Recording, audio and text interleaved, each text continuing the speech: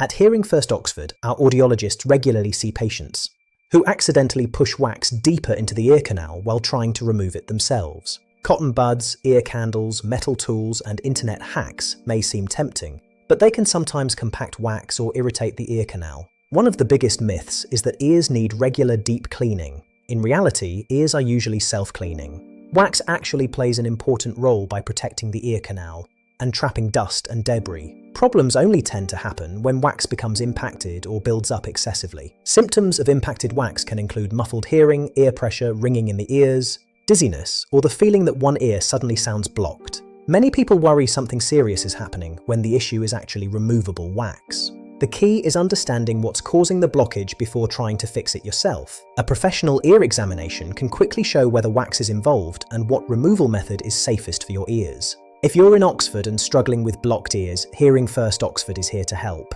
with professional earwax removal and hearing care tailored to you.